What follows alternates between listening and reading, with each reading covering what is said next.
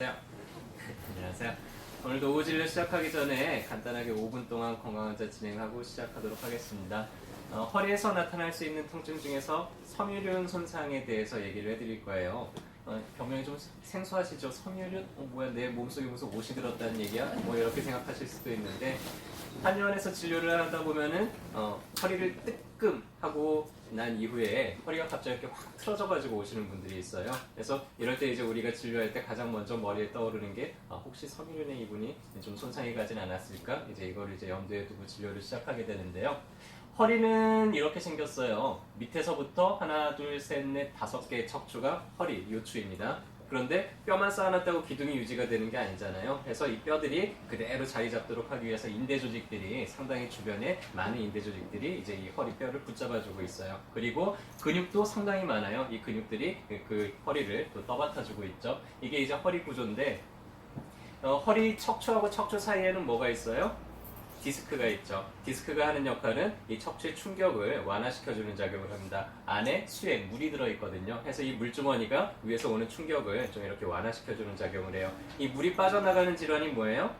수액 탈출증이라 그러죠. 흔히 이제 디스크라고 부르는 디스크 수액이 빠져나가지 않게 하기 위해서 주변에 이렇게 쭉 둘러싸고 있는 이거를 우리가 섬유륜이라고 불러요. 그래서 섬유륜은 상당히 질긴 구조예요. 그리고 여러 겹으로 둘러싸여 있습니다. 해서 웬만해서는 이제 수액이 빠져나오지 않도록 아주 탄탄하게 잡아주고 있죠. 자, 근데 이 섬유륜이 찢어지는 거예요. 어떻게 하다가 내가 그쪽으로 충격, 이 힘이 갑자기 가면서 혹은 그쪽에 있는 인대가 늘어나면서 한꺼번에 이걸 이제 뭐 잡아뜯거나 이런 식으로 해가지고 부상을 당하게 되는데요. 요 정도 하면은 이런 분들이 이제 어떻게 오시냐면은 허리가 이렇게 틀어져가지고 오는데 그래도 조금씩 움직이려 아파라 움직이려 아파라 이러면서 이제 어느 방향으로 움직여도 조금씩 이제 아파하는 그런 방식으로 표현을 하시고요. 요 정도는 좀 많이 찢어진 거죠. 이런 분들은 꼼짝 못하고 막 이렇게 걷는 것도 좀 어려워하면서 이런 식으로 이제 걸어오시기도 해요. 자, 이 정도 되면 이제 완전히 찢어져서 수액이 빠져나왔죠. 정말 이분은 뭐 누구한테 이제 업혀오거나 실려오거나 이제 이 정도가 된다 해서 그분이 걷는 정도를 양상을 보면은 섬유륜이 어느 정도 찢어졌겠구나라는 것도 비교적 유추를 해볼 수가 있겠죠. 자, 이 찢어진 쪽으로 체중이 실리면은 손상이 더 가중이 되잖아요. 그래서 우리 몸은 손상이 더 진행되는 거를 막기 위해서 허리를 탁 틀어버려요. 이걸 이제 머슬 가딩이라고 하는데 척추는 우리가 척추가 있고 기둥이 있지만은 기둥 주변에 있는 근육들이 이 척추를 조절을 하고 있어요. 텐트 쳐보셨나요? 텐트 칠 때 천막을 폴대를 세우고 천막을 걸고 주변에서 밧줄을 팽팽하게 잡아당기면 이 천막이 가장 잘 서 있겠죠. 근데 한쪽 천막을 이 한쪽이 밧줄을 더 많이 잡아당기고 한쪽이 느슨해지면 천막이 한쪽으로 기울잖아요. 자, 그런 것처럼 우리 몸은 한쪽 근육을 갑자기 확 붙여서 몸의 체중을 좀 이동을 시켜요. 그래서 무게중심을 문제가 있는 쪽에서 문제가 없는 쪽으로 좀 더 이제 이동을 시키게 됩니다.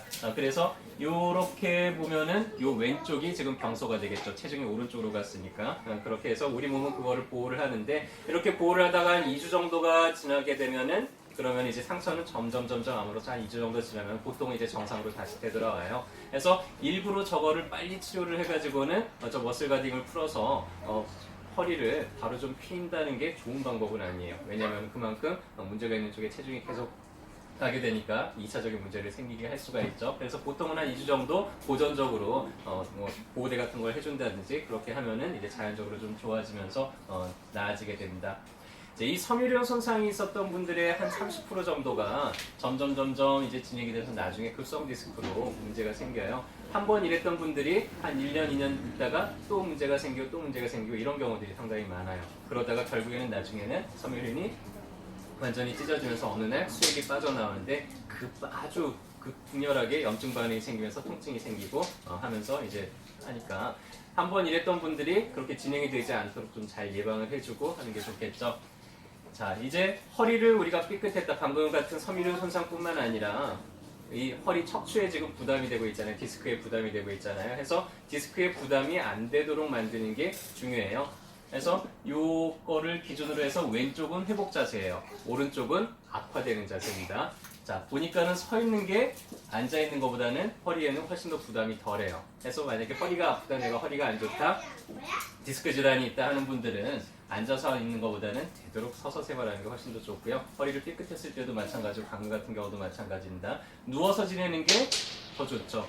다리를 좀 들고 있으면 더 편해지죠. 자, 앉아서 허리를 숙이면은 허리 압력이 부담이 더 많이 증가가 돼요.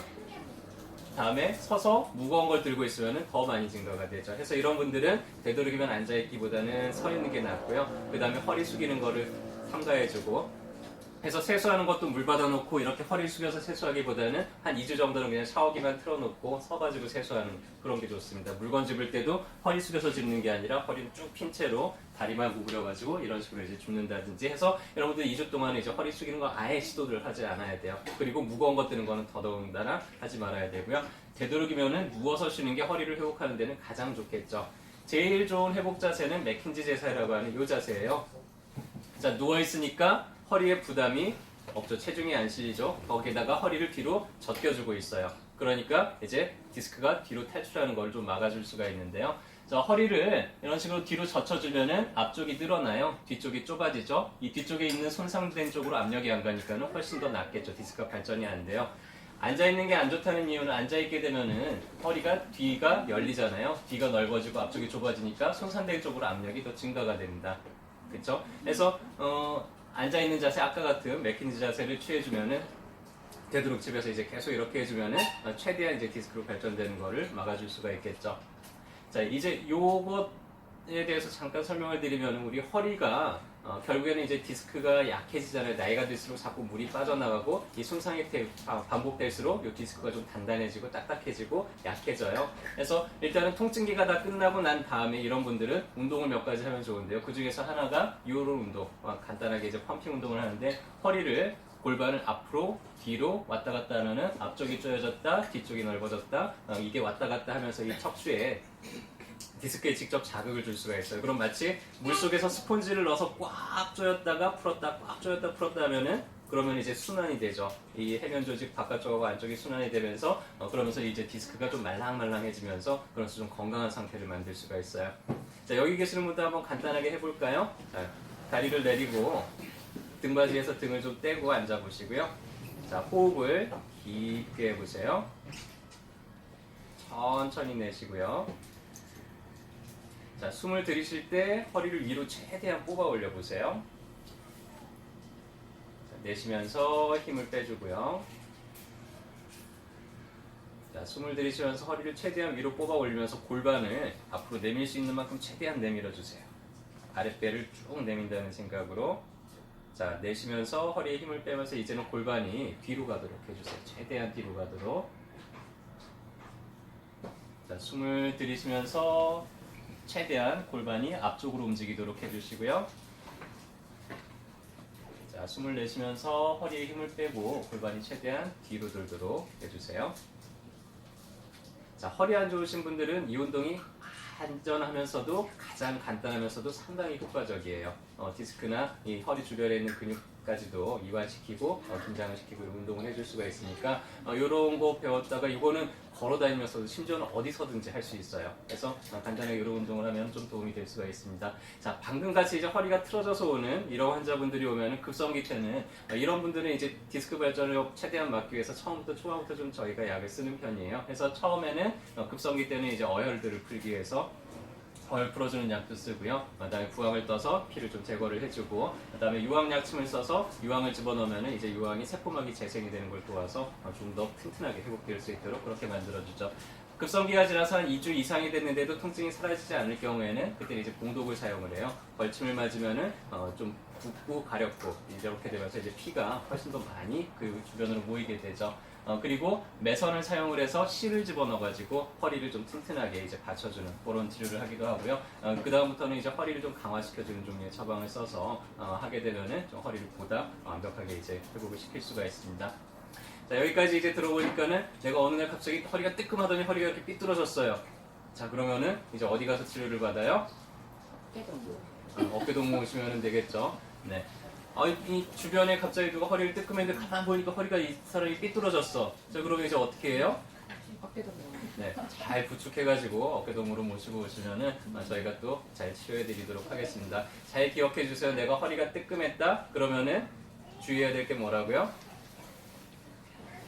되도록이면은 서서 생활하고요.